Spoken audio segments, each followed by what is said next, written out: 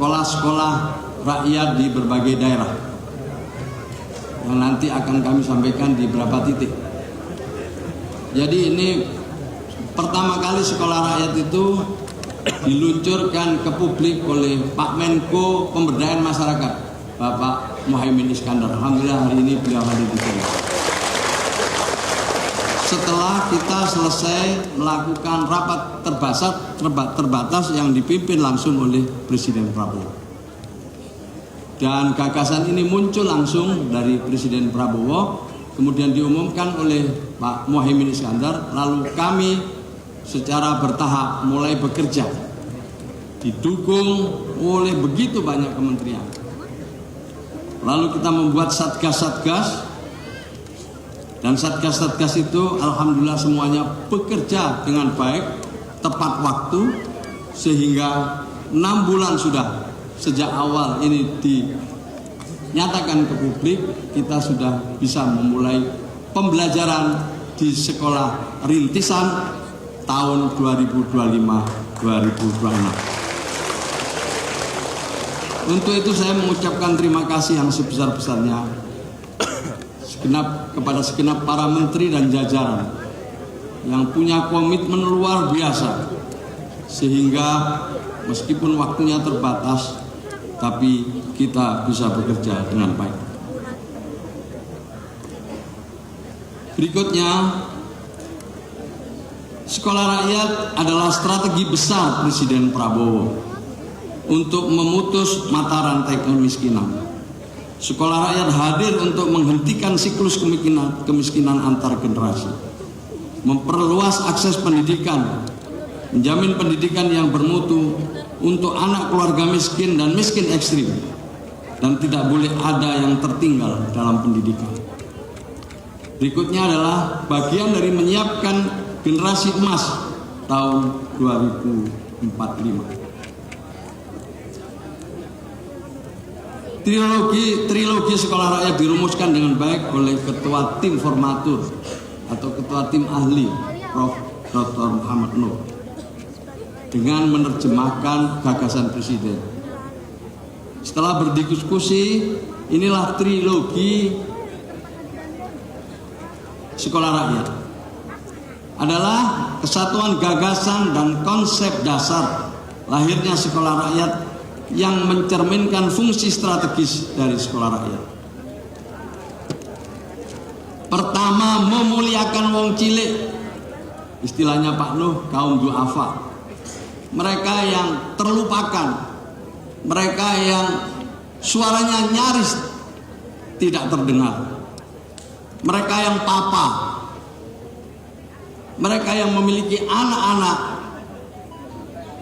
yang putus sekolah, belum sekolah, dan bahkan berpotensi untuk tidak sekolah. Memuliakan wong cilik dalam arti memberikan penghormatan, memberikan fasilitas sekolah unggulan, memberikan pelayanan terbaik, menumbuhkan percaya diri bahwa mereka setara dan berdaya. Dan tentu ini semua difasilitasi oleh negara. Yang kedua adalah menjangkau yang belum terjangkau. Sekolah rakyat menyentuh lapisan masyarakat paling bawah.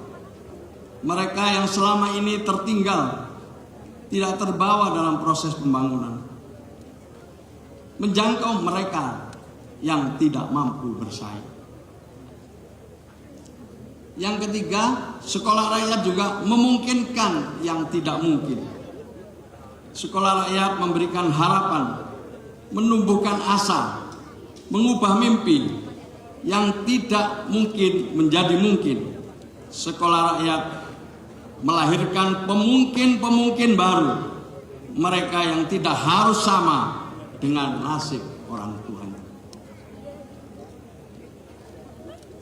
Sekolah rakyat cerdas bersama, tumbuh setara. Sekolah rakyat mendorong kecerdasan kolektif, bukan individualisme sempit. Sekolah rakyat mengedepankan kesetaraan kesempatan, bukan kesenjangan sosial. Sekolah rakyat menumbuhkan solidaritas, bukan kompetisi yang timpang. Inilah kira-kira Bapak Ibu sekalian, Pak Menko, Pak Muhaimin Iskandar yang ada di sekolah rakyat. Yang pertama, ini tidak ada tes akademik. Yang ada adalah pendekatan yang sudah jelas disampaikan oleh Presiden di awal video tadi. Mereka-mereka yang belum beruntung. Pertama adalah pemeriksaan kesehatan secara gratis tentunya, mulai dari pemeriksaan berat badan, tinggi badan, kesehatan gigi, kesehatan mata, kesehatan jantung, dan pemeriksaan darah. Kemudian talent mapping, mengetahui bakat dan keunggulan tiap siswa dengan teknologi canggih DNA talent berbasis AI yang pertama kali di Indonesia, dan ini adalah hibah dari Bapak Ari Pinanja.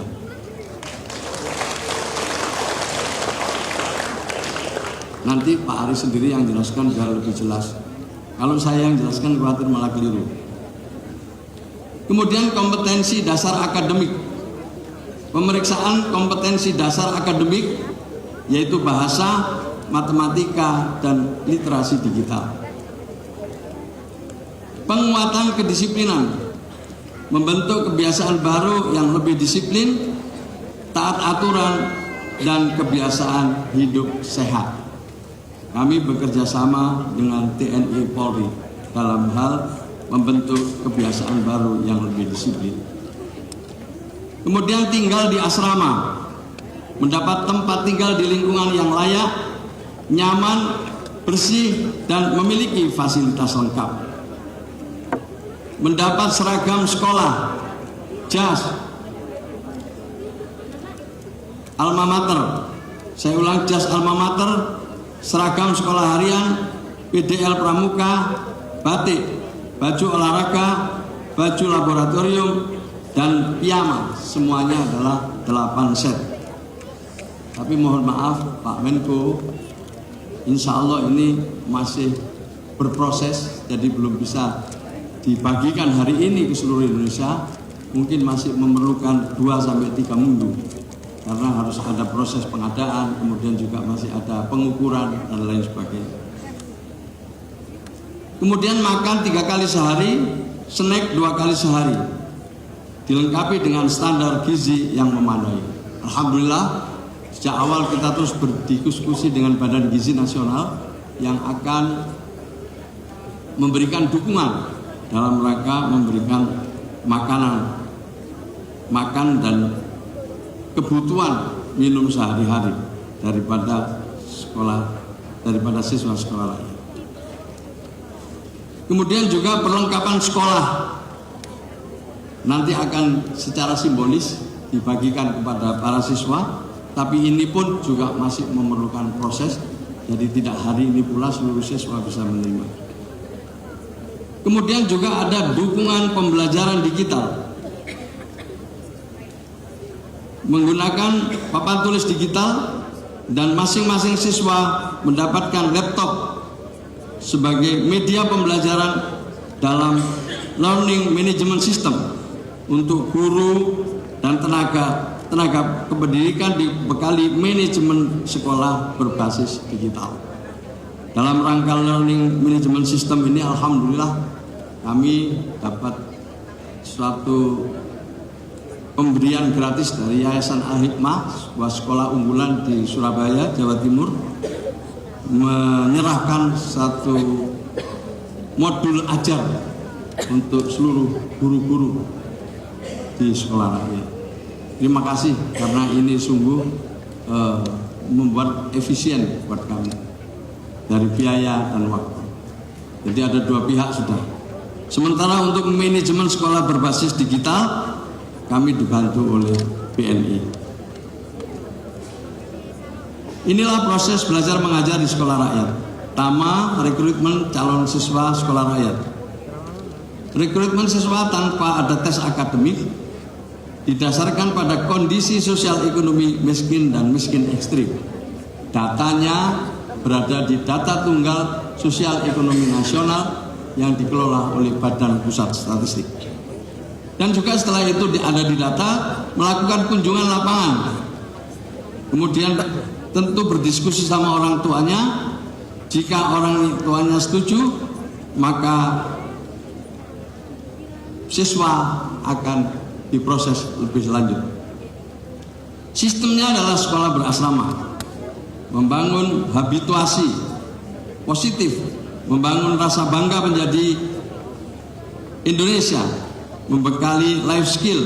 Setiap siswa didampingi wali asuh dan wali asrama. Siswa sekolah rakyat memiliki baseline mapping kompetensi seperti fisik, kebugaran, dan kesehatan. Tadi saya sebut sudah ada DNA talent mapping berbasis AI. Akademik kompetensi diantaranya adalah sikap, keterampilan, dan pengetahuan. Proses belajar dan evaluasi periodik. Tentu kurikulumnya adalah kurikulum nasional, ada juga kurikulum khusus dan kearifan lokal. Akan memaksimalkan talenta setiap peserta didik, memanfaatkan LMS, Learning Management System, kemudian juga akan ada evaluasi, dilakukan pengukuran capaian terhadap baseline secara periodik. Inilah yang diharapkan nanti kalau anak-anak kita sudah lulus. Yang pertama, pinter, berkarakter, dan terampil. Keutuhan kompetensi itu cara cerdas intelektualnya, kuat karakternya, dan terampil hidupnya. Inilah Pak Menko 63 titik operasional per hari ini yang akan diresmikan pembukaannya oleh Pak Menko, Pak Muhaimin Iskandar. Ada 63 titik operasional per 14 Juli ini. Ada 256 rombel, kemudian ada 6.000 lebih siswa,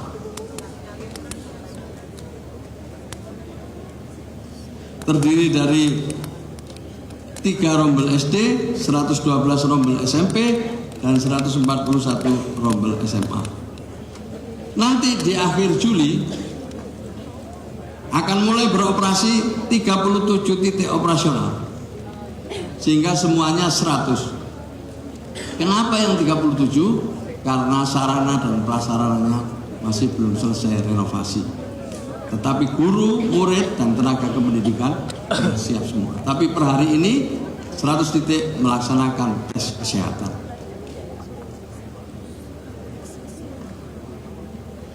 Masa orientasi ini waktunya nanti 2 minggu, masa pengenalan lingkungan sekolah. Terus disusul dengan program matrikulasi, persiapan antara 2 sampai 3 bulan.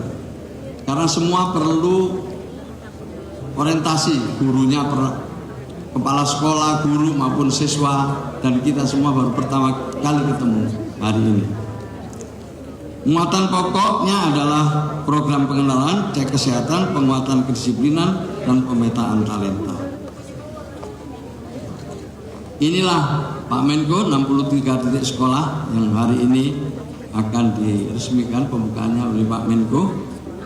Ada 13 lokasi di Sumatera, 34 lokasi di Jawa, 3 lokasi di Bali dan Nusa Tenggara, Kalimantan 2 lokasi, Sulawesi 8 lokasi, Maluku 2 lokasi, dan Papua 1 lokasi.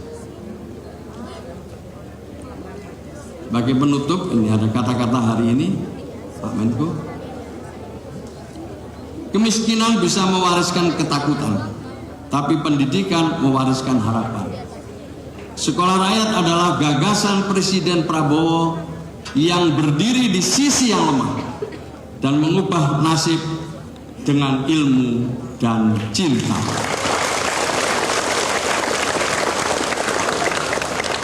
Pak Menko, saya mohon izin karena tadi sudah saya sampaikan yang terlibat ini banyak sekali.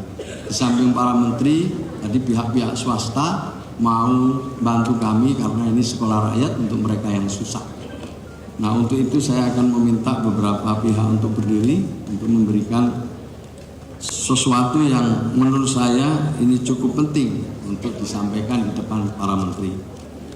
Tapi sebelum itu saya terima kasih kepada Pak Menko, kemudian terima kasih kepada Pak Menteri Kesehatan, luar biasa, cek kesehatannya semua diatasi dan ditangani oleh Kementerian Kesehatan. Terima kasih kepada Menteri Pan-RB yang mendukung kami sehingga rekrutmen guru dan tenaga kependidikan semua tepat waktu. Tanpa Menteri Pan-RB kita tentu kelabakan. Kepada mitra utama kami, Kementerian Pendidikan Dasar Menengah, Prof. Mukti, terima kasih. Beliau sedang di luar kota, tapi para dirjennya ada di sini. Terima kasih, luar biasa. Kami juga terima kasih kepada Menteri Bappenas dan Kepala BPS yang luar biasa. Kepada Kepala Kantor Komunikasi Kepresidenan, Pak Hasan Hasbi, terima kasih dari awal sudah mendukung. Kepala Staf Kepresidenan, Pak Putranto, terima kasih dari awal sudah mendukung. Juga tentu yang utama adalah Mensesnek dan Sekap. Ya pemirsa, baru saja kita menyaksikan pembukaan masa pengenalan lingkungan sekolah rakyat tahun ajaran 2025 di Sentra Terpadu Intan Suweno yang berada di Cibinong, Kabupaten Bogor, Jawa Barat.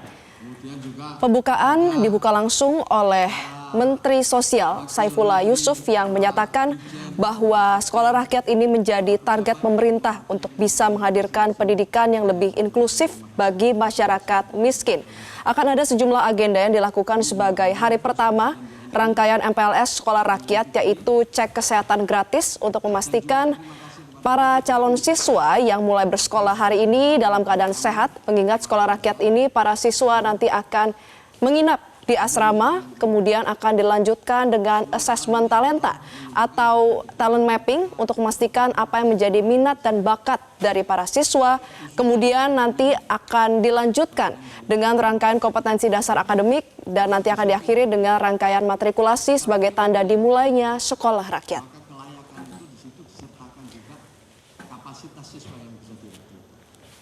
Demikian breaking news saat ini. Breaking news selanjutnya akan hadir dalam program Metro TV selanjutnya. Saat lagi program Zona Bisnis akan hadir untuk Anda.